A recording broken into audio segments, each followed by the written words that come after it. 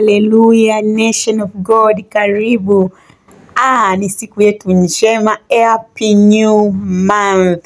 Hongera kwa kuingia mwezi wa 7 2025. Jina la Bwana libarikiwe. Leo ni siku yetu ya ndoa, ni siku yetu ya wanandoa, ni siku yetu ya familia, ya kujimwaya mwaya. So karibu sana tuweze kuona kile ambacho Roho Mtakatifu amejipanga leo kwa ajili yetu. Jina la Bwana libarikiwe. Tuliona mambo mbalimbali yanayohusiana na ndoa. Tukaona kwa habari ya apataye mke apata kitu gani, lakini nilisema pia sio sahihi kwa wale wanaoishi mke na mume bila utaratibu. Ni lazima tufuate utaratibu ili ndoa zetu ziweze kuwa bora sawasawa na vile ambavyo Mungu alitaka iwe. Jina la Bwana libarikiwe. Lakini tukaongelea in general, kwa maana ya pande zote mbili au ya watu wote kwa umoja, kwa pamoja, kwa habari ya heshima katika ndoa. Ndoa na iheshimiwe na watu wote. Jina la Bwana libarikiwe. Lakini pia nikasema kuna faida ambazo mke au mume anapokuwa ameoa anazipata kutokana na lile andiko nasema apataye mke apata kitu chema. Hapo ndipo tulipokuwa tumeishia, naye ajipatia kibali kutoka kwa Bwana. Nilielezea kama kuna benefits mbalimbali ambazo Mungu amezipanga, ameziachilia kwa habari ya ndoa.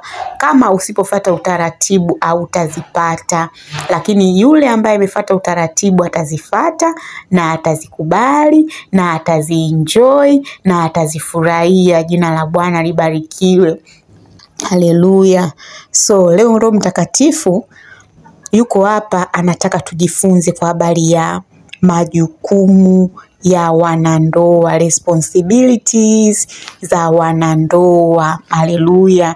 Wanandoa ni watu wa aina gani, na je wana majukumu gani? Kwa sababu kama tunavyojua, baba ana majukumu yake na mama pia ana majukumu yake, mtoto ana majukumu yake, lakini dada katika nyumba pia ana majukumu yake. So tunataka kuona responsibilities za wanandoa ambazo Mungu alizikusudia. Ukumbuke sisi ni taifa la sura na mfano wa Mungu.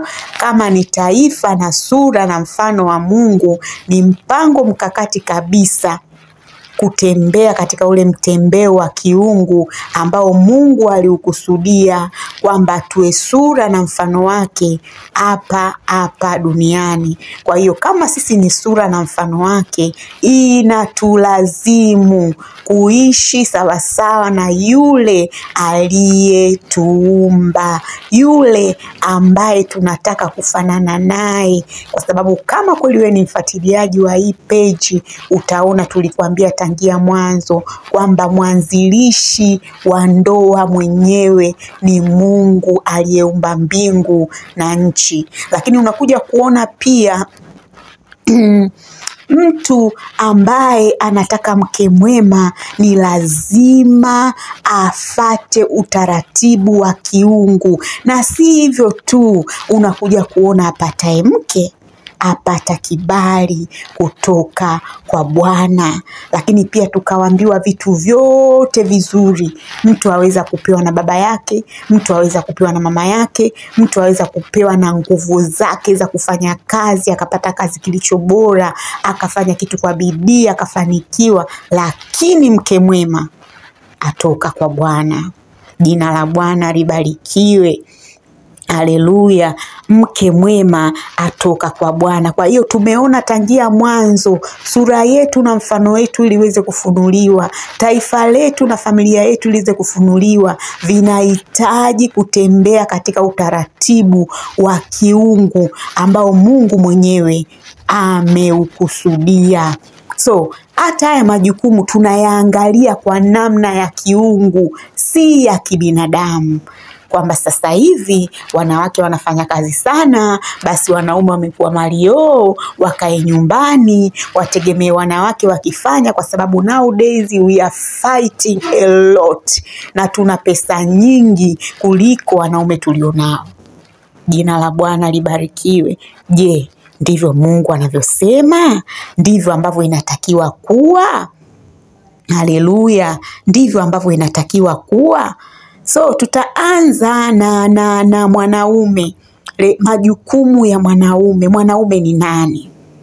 Jina la Bwana libarikiwe. Huyu mwanamume anayetamkwa kibibilia, Mungu anamwangalia kama nani? Si ndivyo? Mwanaume tunajua ni baba, mwanaume tunajua ni mume, mwanaume tunajua ni kaka, mwanaume tunajua ni rafiki wa watoto wetu, mwanaume tunajua ni mpenzi wetu yule anayetupa raha na starehe sisi kama wamama.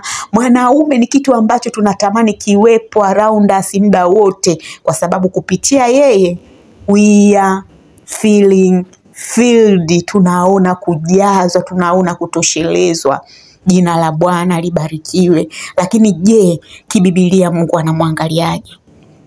Ukisoma kwenye ile Efeso 5 mstari wa 23 anasema mume ni kichwa cha mkewe kama Kristo alivyo kichwa cha kanisa, naye ni mwokozi wa mwili.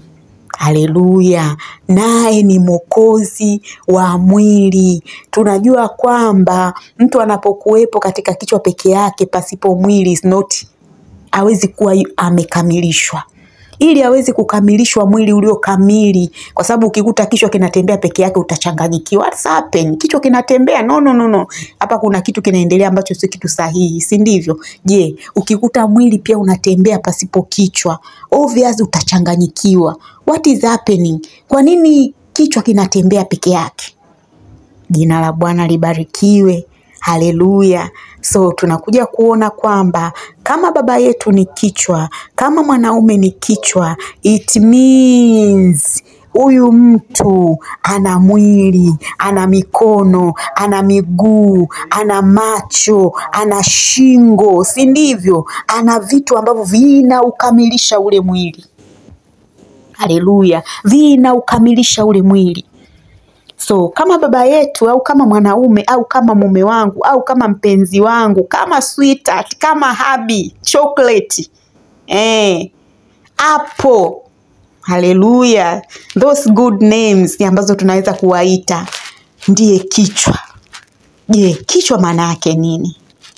Mume naye ni kichwa cha mkewe kama Kristo alivyo kichwa cha kanisa. Jina la Bwana libarikiwe. Mume yeye ni kichwa cha mkewe, yani yeye ndiyo kiongozi wa hiyo familia. Tunajua siku zote haijalishi mwili mnene kiasi gani, mwili pasipo hichi kichwa ni kichekesho. Tena ni kitu cha kutisha, unaweza ukakimbia ukaogopa, ukasema na ile misukule imefika huku. Jina la Bwana libarikiwe. So ili mwili uweze kukamilika unahitaji kichwa ambacho ni baba, ambacho ndiye mume, ambacho ndiye mpenzi wako. Haleluya. Yani imempasa mwanamke kusikiliza, si ndivyo, na kutii sauti na maagizo ya mume wake au ya baba watoto wake, kwa sababu yeye ni kichwa, si ndivyo? Na hicho kichwa kimefananishwa na kichwa Kristo ambaye yeye ni kichwa cha kanisa. Mimi ni mtu wa Mungu, mimi ni Mkristo, mimi nimezaliwa katika Ukristo. Mungu amenipa neema, nimeokoka nikiwa nina nguvu kabisa, nimeokoka kwa kumaanisha, na katika wokovu wangu wote ambao ninasikia wazazi wangu wameishi, ninasikia familia, ninajifunza kwa watumishi wa Mungu, sijawahi kusikia kanisa limelalamika eti kichwa aliye Kristo anatunyanyasa, anatutesa, anashindwa kutuhudumia, anashindwa kutusaidia, anatutupa nje, anashindwa kutuangalia. Jina la Bwana libarikiwe. Haleluya. Tunamuona Kristo aliye kichwa cha kanisa. Kanisa, we are very proud of that kichwa of ours ambaye ni Kristo. We are very proud huyu mwanaume Yesu, mpaka tunasema humu duniani mimi nimepita. Kuna mtu mmoja alisema sijawahi kuona mwanamume kama Yesu, na hakuna mtu anapinga. Kwa nini? Kwa sababu ni mwanaume aliyekubali kusimama kwenye majukumu yake, to take over all responsibilities kwenye kile ambacho Mungu amempa kusimama kama kichwa. Jina la Bwana libarikiwe. Kanisa likiyumba, Kristo ameyumba.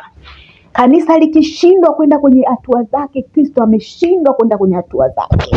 Lakini hakuna kinachoshindikana kwenye kanisa unless otherwise sisi tulio miili tunayumba. Lakini kama tukisimama vizuri na hichi kichwa ambaye ni Kristo, tunakuwa satisfied, tunatunzwa, tunanyweshwa, tunalishwa, tunamwagiliwa, tunainuliwa, tunatiwa nguvu, tunapendwa. Yani tunajisikia yani tumekuwa bolded. Haleluya. Kwa nini? Kristo amekubali kusimama katika majukumu yake kama kichwa cha kanisa. Kanisa haliwezi kucomplain. Kanisa kwanza alisubutu kuweza bila huyu Kristo. Kanisa halina nguvu ya kufanya chochote pasipo huyu Kristo. Si ndivyo mtu wa Mungu? Sasa ndivyo alivyo huyu mwanaume wangu mimi na mwanaume wako, amepewa majukumu ya kuwa kichwa cha mama. Haleluya. Mama atoboi, baba akivuruga tu mama kachanganyikiwa. Baba akienda vibaya tu mama kashakuwa mweu kuliko yeye ambaye ndo kalianzisha lile gurudumu la uharibifu. Jina la Bwana libarikiwe.